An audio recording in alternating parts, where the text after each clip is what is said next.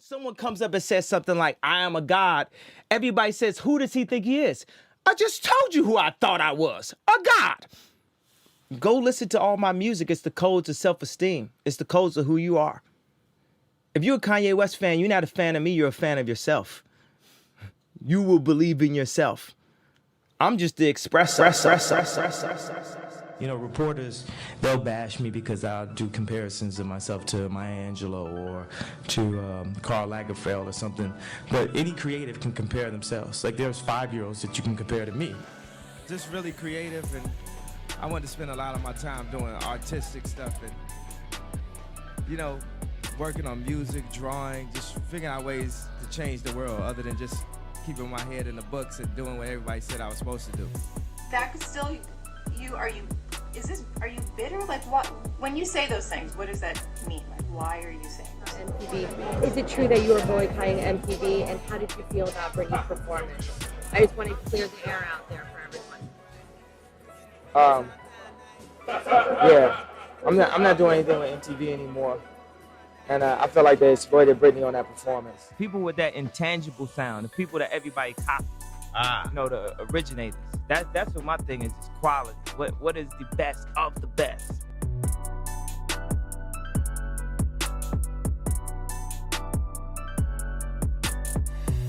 Kanye West, icon, innovator, musician, producer, enigma, each of these phrases could accurately describe Kanye with equal weight. With the pre-release hype of Donda up in full swing, we once again find ourselves in the thrall of Kanye West's boundless genius. As I tuned into the initial album preview livestream, I began to reflect on what Kanye has meant to me over the course of my life as a musician, but also as a person struggling and fighting to figure myself out. I think of contemplatively listening to Runaway in my junior year of high school, just so unsure why everyone seemed to want nothing to do with me. Even further back, I remember Gold Digger blaring over the PA at a middle school dance and me fumbling and desperately trying to build up the courage to ask a girl I liked to dance. I remember the Night's soundtrack to Graduation, climbing 4,000-foot mountains in New Hampshire soundtrack to Yeezus, and countless other moments in my life where Kanye has meant so much. So as the world waits breathlessly once again for a new release from Kanye West, I thought what better time than now to go over Kanye's career, revisit some of his world-changing moments, and talk further about the impact he has had on me and many other musicians and artists. While I considered meticulously going over Kanye's discography album by album and highlighting why each one is important, I figured the best way to represent what I want to say about Kanye was to pick a few pieces of music in order to analyze the different aspects of his genius. And I think it's important to start at the beginning. So the first piece we'll be looking at is Diamonds Are Forever off of Late Registration. Now what y'all finna hear is an update on what we've been on as of late. Congratulations, this is your late registration.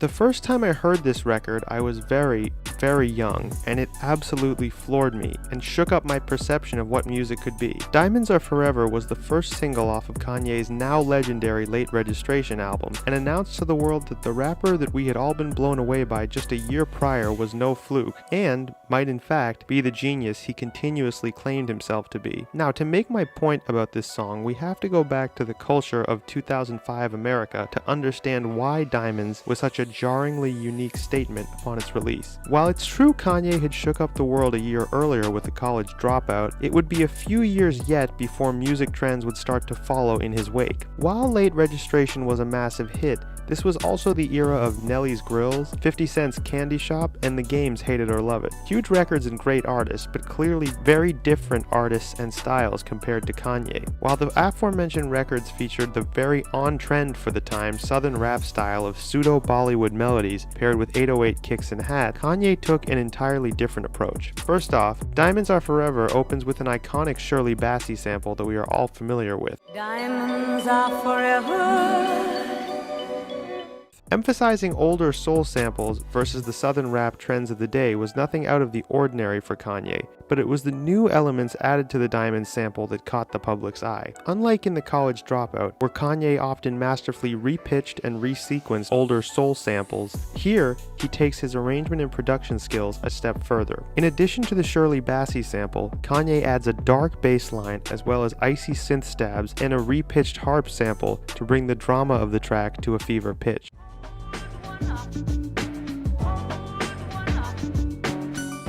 As if the upping of the musical and structural elements of Kanye's style wasn't enough, his lyrical heft also received a jolt of electricity. Kanye chose for the subject of his bars the violent exploitation of the people of West Africa, specifically Sierra Leone, in the service of diamond mining. Not only did Kanye bring up the concept of blood diamonds and castigate wider society for turning a blind eye to this egregious display of inhumanity, but he even, briefly, turns his ire towards Big Brother and mentor Jay-Z. Now, if you're of a younger generation, you probably know Jay-Z as a legend of the highest order, and that he indeed is. But in 2005, when he was a part of the central vortex of popular music, he was just as potent as now, if not more so. So for anyone to spit a bar, even if just in jest or in friendly banter, accusing Jay-Z of participating in blood diamond usage, this was a boldness that for me as a nascent hip-hop fan shocked me to my core. Being the first single to be released from Late Registration, Diamonds Are Forever set the tone that Kanye was increasing his emphasis on maximalist production styles. Specifically, it was his incorporation of classical music elements that really set him apart from not only everyone in hip-hop, but basically everyone else in mainstream popular music at the time. At the time, I was a teenage classical pianist who had just taken an interest in electric guitar, much to the chagrin of my Russian piano teacher. And a lot of popular music to me wasn't bad per se, but I felt I couldn't relate it to a lot of the material I was studying, such as Beethoven, Mozart, Haydn, etc.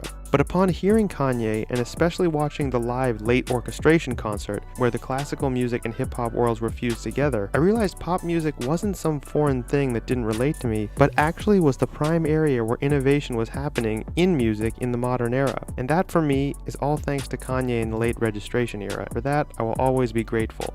I plan to celebrate. I plan to celebrate and scream and pop champagne every chance I get, because I'm at the Grammys, baby. Moving forward to 2007, we have one of my favorite Kanye albums, and one with a ton of personal memories attached, Graduation. Now, there are a ton of pieces I could focus on for Graduation, but the one I want to highlight is the song The Good Life. To me, this once again re-emphasizes that at every step of his career, Kanye was continually expanding the sonic possibilities of hip-hop, and by default, music in general. Prior to the Graduation album, and during the tour cycle for Late Registration, Kanye had been added to U2's How to Dismantle an Atomic Bomb tour as the opening act. The impact of the vastness of U2's arena rock had on Kanye's view of his own music was profound, and planted the seed in his head of what a, quote, arena rap album would sound like, unquote. Had rappers sold out arena shows before Kanye? Sure. But the idea of, quote, arena rap, unquote, as a genre in and of itself was kind of not a thing until Kanye made it a thing on Graduation, and nothing better demonstrates this more than The Good Life. The structure of the song is built on a few key elements, one of the most distinctive of which is the slightly warped yet still recognizable sample from the ending of Michael Jackson's PYT.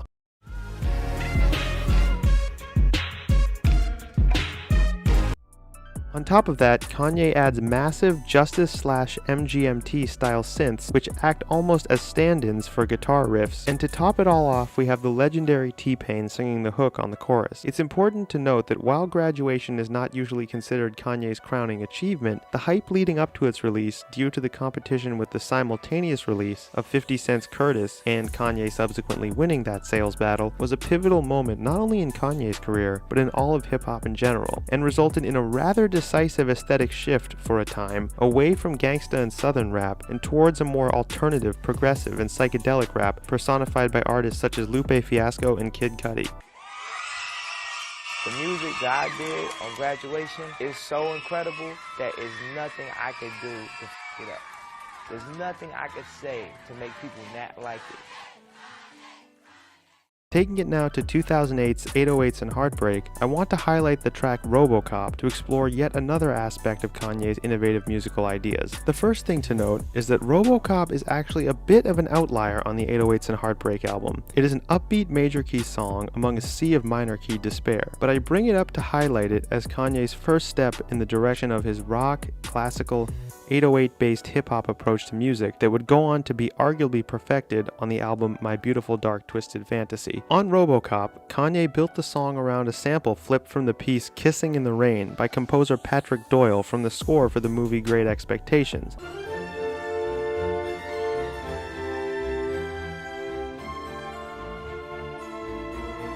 On top of this, Kanye adds deep, heavy 808 bass coupled with additional orchestration in the form of a live string quartet and the now classic auto-tune vocals that he developed in the 808s and Heartbreak era. What makes Robocop so special is that first, it's just a great pop song, and while great songwriting is admirable, it's a great pop song in the context of Kanye's visionary reimagining of music. The way the strings play against the 808 was truly one of the groundbreaking moments in the history of music, and to me, was like seeing a light bulb go off. These full-on orchestrations, horns, symphonies, these screaming chorus lines on top of them and stuff, and they had like beat to it. So I'm just combining like a lot of different styles of music, and I think because I'm hip-hop, I feel like I have the right to use whatever type of music I want, because that's one thing about hip-hop is like we'll sample anything we want, just make it hip-hop.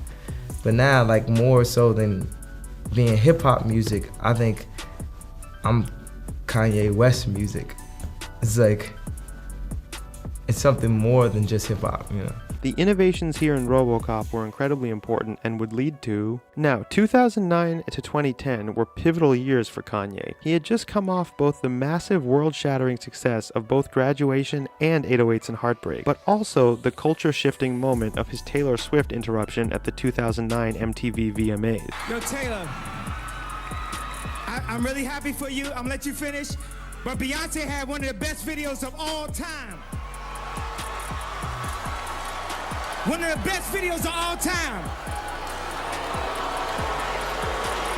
While many at the time saw Kanye's interruption of Taylor Swift as the arrogant outburst of an egotistical maniac, years later we can now see it revealed Kanye's righteous indignation at, once again, the music industry's perceived deference to white, safe, middle-of-the-road music over solid, consistent black excellence personified that year by Beyonce. However, 2009 was not 2021, and the discussion about the implications of racism in the music industry was not something the mainstream media was remotely willing to touch. Everyone from Jay Leno to Matt Lauer to even fellow Chicagoan Barack Obama all took their turns and got their laughs and pats on the back from their fellow elites for castigating Kanye in public. And grabbed the mic from Taylor Swift, and some people said this wasn't a guy expressing his musical preference.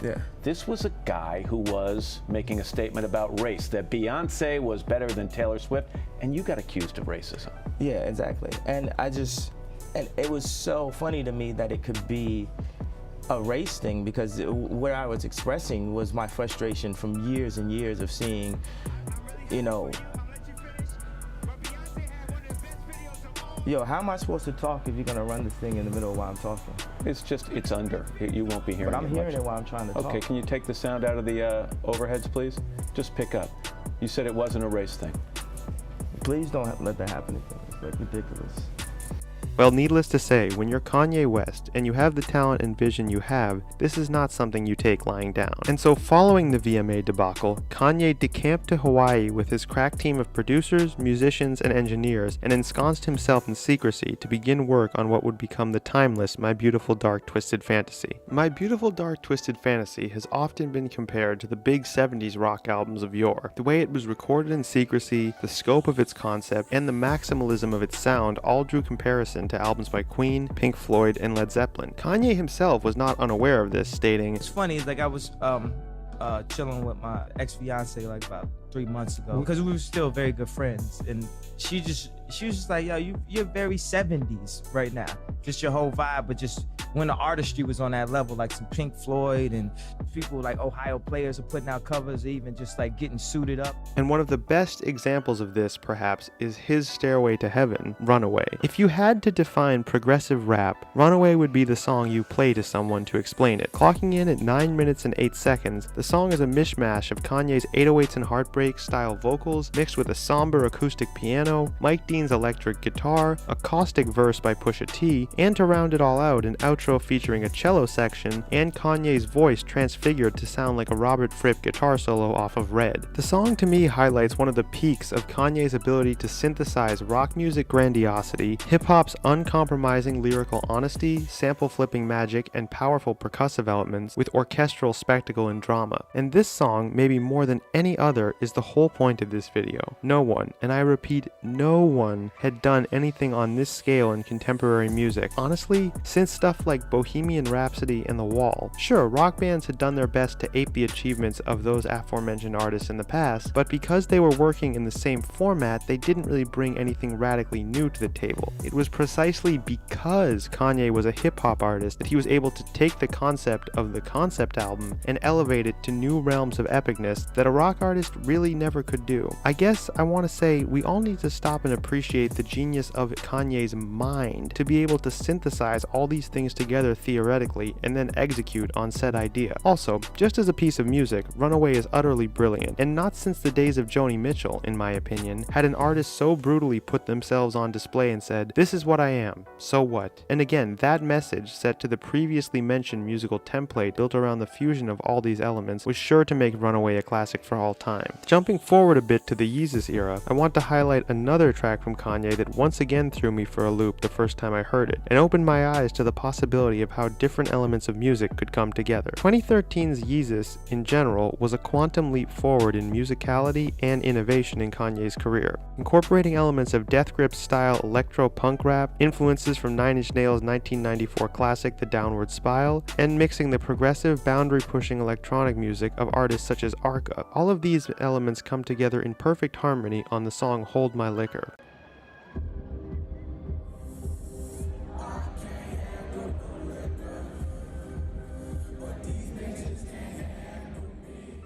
The first time I heard Hold My Liquor, I literally could not believe that after all the spectacle of My Beautiful Dark Twisted Fantasy, Kanye was able to innovate yet again and not fall back on his laurels. First off, the structure of Hold My Liquor immediately caught my attention. Most hip-hop songs, similar to most songs in popular music, will feature a verse-chorus structure. However, Hold My Liquor subverted that by starting with a soft, side-chained, and filtered square wave synth intro with melodic auto-tune vocals, first by frequent collaborator Justin Vernon, and then followed up by a section sung by Chief Keef. This section continues on for a few minutes before abruptly shifting into an abrasive minimalist industrial section with Kanye rapping in a repeating flow in syncopation with icy stabbing synth hits. As if this wasn't jarring enough, the song is then interrupted by Justin Vernon's vocals again and a series of Mike Dean guitar solos coupled with pulsating mid-range synths and 808s to round out the sound.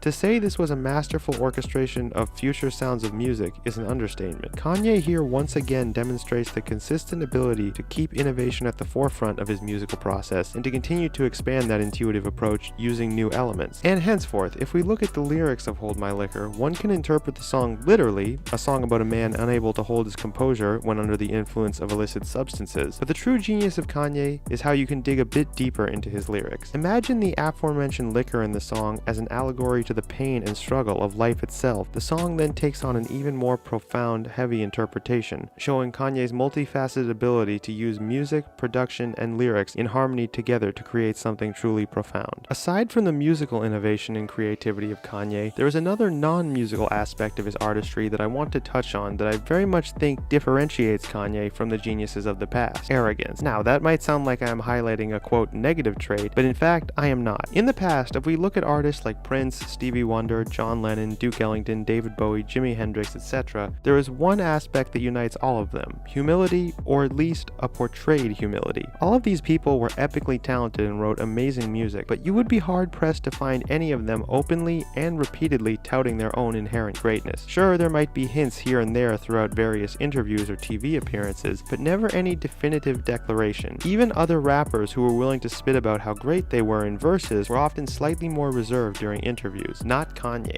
He repeatedly told all of us exactly what he intended to do and why he was the greatest to ever do it. And for the most part, he was right.